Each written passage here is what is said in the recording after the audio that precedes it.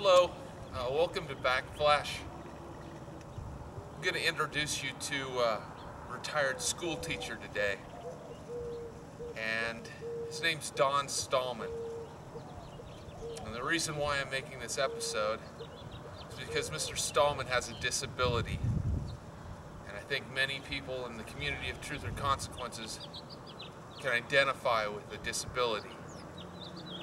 Mr. Stallman also has something else that I identify with, and that's a discriminatory practice that's being exercised against him by the City of Truth or Consequences.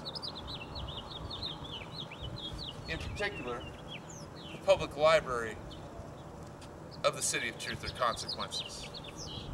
And once you know the whole story, you'll see the letter that was printed in the Herald this week to be the libel that it is. Now, a response has been written and mailed to the Herald by Mr. Stallman's wife. We can only hope the publishers of the Herald will include it in next week's edition.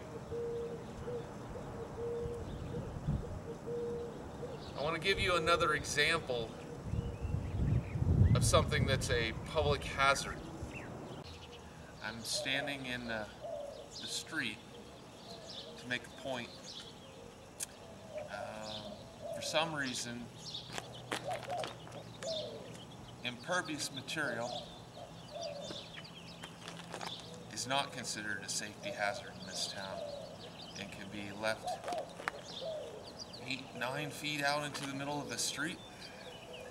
And yet when someone who's capable of moving on their own chooses to use a position to read which satisfies their physical disability in our public library, they're considered to be a safety hazard. I think